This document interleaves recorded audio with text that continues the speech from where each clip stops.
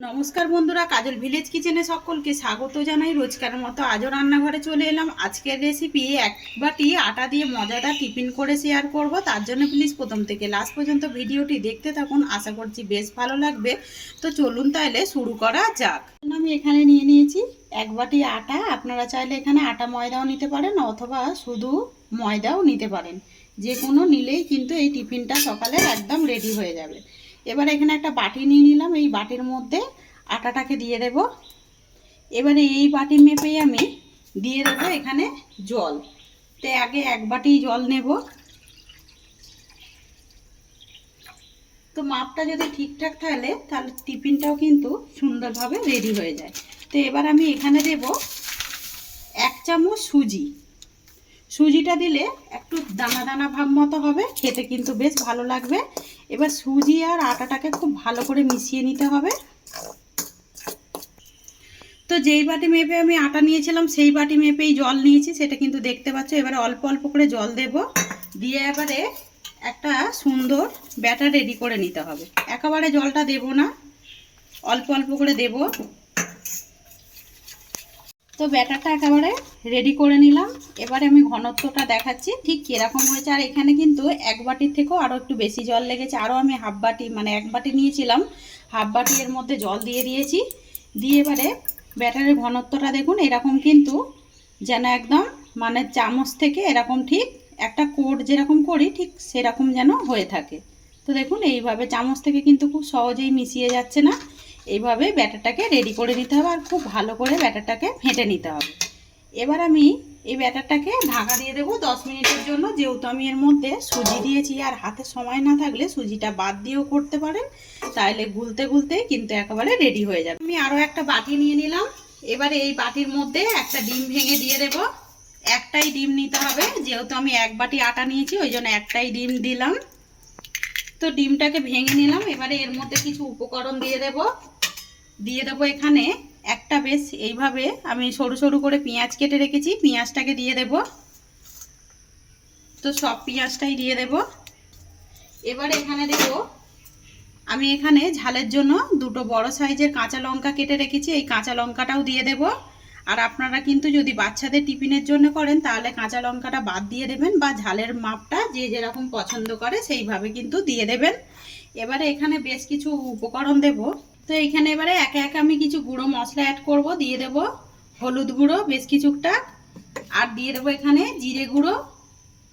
আপনারা চাইলে এখানে শুধু হলুদ গুঁড়ো দিয়েও এটাকে লবণ দিয়ে মেখে নিতে পারেন। দিয়ে দিলাম ধনে গুঁড়ো, আর মাপটা সমস্তটাই একই রেখেছি, সেটা কিন্তু দেখতেই পাচ্ছেন। এবারে দেব একই মাপের লঙ্কার গুঁড়ো, দিয়ে এটাকে একটু মিশিয়ে নেব। তো তার আগে এর মধ্যে দিয়ে দেব স্বাদ মতো লবণ। তো লবণটাকে দিয়ে এবারে খুব ভালো করে ডিমের সঙ্গে এটাকে মিশিয়ে নিতে হবে। করে ডিমের সঙ্গে সমস্ত উপকরণগুলোকে মিশিয়ে নিলাম। এবারে এইটাকেও আমি একটু ঢাকা দিয়ে দেবো 1 মিনিটের জন্য। তো অপরদিকে যে আমি আটাটাকে ভালো করে 10 মিনিটের জন্য রেস্টে রেখে দিয়েছিলাম, এটাকে একটু ফেটে নেব। এটা কিন্তু 10 মিনিট হয়ে গেছে। 10 মিনিট পরে দেখুন ঘনত্বটা ঠিক সুজির জন্য এরকম হয়ে গেছে। এবার আমি এখানে যে সমস্ত ডিমের সঙ্গে উপকরণগুলো দিয়েছিলাম এইটাকে এর মধ্যে মিশিয়ে নেব। তাতে করে যে টিফিনটা করছি খেতে কিন্তু দারুণ লাগবে, আর এটা কিন্তু বাচ্চাদেরকেও করে দিতে পারবে। তো এবারে এটাকে মিশিয়ে নেব আটার সঙ্গে খুব ভালো করে। একবার এইভাবে টিফিন করে দেখবেন, একদম সুন্দর হয়, খেতে কিন্তু দুর্দান্ত হয়। বাচ্চা থেকে বড় সবাইরই সকালে চটজলদি হাতের সামনে একদম 5 মিনিটেই রেডি হয়ে যায় এই টিফিনটি। আর এটা টমেটো সসের সঙ্গে খেতে কিন্তু বেশ ভালো লাগে। এবারে উপকরণগুলোকে খুব ভালো করে মিশিয়ে নিলাম। তো এবারে এখানে দেব আমি এখানে আটার মধ্যে কিন্তু আমি এখনও লবণ ব্যবহার করিনি, স্বাদ মতো দিয়ে দেব লবণ। আমি ডিমের মধ্যে কিন্তু লবণটা দিয়েছিলাম, এবারে আটার মধ্যেও দিয়ে দিলাম আমি লবণ, দিয়ে একটু মিশিয়ে নেব। তো অপরদিকে আমি গ্যাসের মধ্যে একটা তাওয়া গরম হতে বসিয়ে দিয়েছি। তাওয়াটা কিন্তু খুব ভালোভাবে গরম হয়ে গেছে। এবার তাওয়ার মধ্যে সামান্য একটু তেল ব্রাশ করে দেব। খুব বেশি এই খাবারটায় তেল দেবার দরকার নেই, একদম হালকা তেলের মধ্যে কিন্তু খাবারটা হয়ে যায়। তো একটু তেল ব্রাশ করে দিলাম।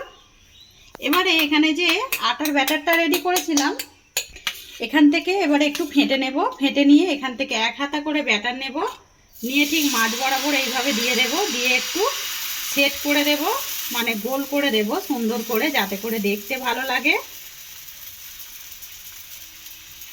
এবারে ব্যাটারটাকে দিয়ে আমি ঢাকা দিয়ে দেব 1 মিনিটের জন্য। 1 মিনিট হয়ে গেছে ঢাকা দিয়েছিলাম, আর দেখুন ওপরটা কতটা সুন্দরভাবে শুকিয়ে গেছে। তার মানে কিন্তু একেবারে ওপরটা রেডি হয়ে গেছে। ওপর থেকে একটুখানি তেল ব্রাশ করে দেব আবারও। তো তেলটা ব্রাশ করে দিলাম, দিয়ে এবারে এইটাকে উল্টে দেবো, আর দেখুন কতটা সহজে এটা উল্টে যায়। এবার আমি এটাকে উল্টে দিয়েছি, আর পেছনটা দেখুন কতটা সুন্দর হয়েছে। আমি আবারও এটাকে একটু ঢাকা দিয়ে দেবো, যাতে করে পেঁয়াজটা আরও ভালো করে সিদ্ধ হয়ে যায়। আবারও 1 মিনিট পর আমি ঢাকাটা খুললাম, আর দেখুন কতটা সুন্দরভাবে টিফিনটা একদম রেডি হয়ে গেছে। আর কতটা নরম হয়েছে সেটা কিন্তু দেখতেই পাচ্ছেন। এটা কিন্তু খেতে দুর্দান্ত হয়। আপনারা চাইলে এটা কড়া কড়া করেও ভাজতে পারেন। আমি এরকমই এবারে ফোল্ড করে মুড়ে নেব, বা ওইভাবেই কিন্তু পরিবেশন করতে পারেন। আর এটা টিফিনটা কতটা সুন্দর হয়েছে সেটা কিন্তু দেখতেই পাচ্ছেন। এটা যেমন নরম হয় এটা কিন্তু খেতে আরো বেশি সুন্দর লাগে। তো আজকের এই আটার টিফিনটা কিরকম লাগলো কমেন্ট করে জানাবেন, একটা লাইক করে দেবেন ভালো লাগলে। তো সমস্ত খাবারগুলো একইভাবে করে নিয়ে ফিরে আসছি। সমস্ত খাবারগুলোই করে নিলাম, করে নিয়ে ফিরে দিলাম, আর কতটা নরম হয়েছে সেটা কিন্তু দেখতেই পাচ্ছেন। এবারে আমি এইটাকেও নাবিয়ে নেব। আর এটা এতটাই নরম, যেহেতু আটার গমের আটার রুটি, তো খেতে কিন্তু টিফিনে বা অফিস টাইমে দিতেও কিন্তু বেশ সুবিধা হবে। গুলোই করে নিলাম, আর এখানে আমি বেশ কিছুটা টমেটো কেচাপ নিয়ে নিয়েছি, বা সস নিয়ে নিয়েছি বলতে পারো। আর খাবারগুলো কতটা নরম হয়েছে আর কতটা তুলতুলে হয়েছে সেটা কিন্তু দেখতে পাচ্ছ। এটা হাতের মুঠোয় করে চলে যাবে, আর এটা খেতে কিন্তু বেশ দুর্দান্ত হয়। আমি একটু ছিঁড়ে দেখাচ্ছি কতটা নরম দেখুন। আজকের রেসিপি আপনাদের কিরকম লাগলো কমেন্ট করে জানাবেন। যদি ভালো লেগে থাকে একটা লাইক করে দেবেন, বন্ধুদের সঙ্গে শেয়ার করবেন, আর একবার হলো বাড়িতে ট্রাই করে কমেন্ট করে জানাবেন যে আজকের রেসিপি কিরকম লাগলো। লাইক করবেন, কমেন্ট করবেন, বন্ধুদের সঙ্গে শেয়ার করবেন, আর এই ছোট্ট চ্যানেলটিকে সাবস্ক্রাইবার করে নেবেন। আমার এরকম নিত্য নতুন রান্নার জন্য পাশে থাকা বেল আইকনটি প্রেস করবেন। সবাই ভালো থাকবেন, সুস্থ থাকবেন, ধন্যবাদ। আবারও নতুন রেসিপি নিয়ে ফিরে আসবো। আজকের মতো এই পর্যন্ত।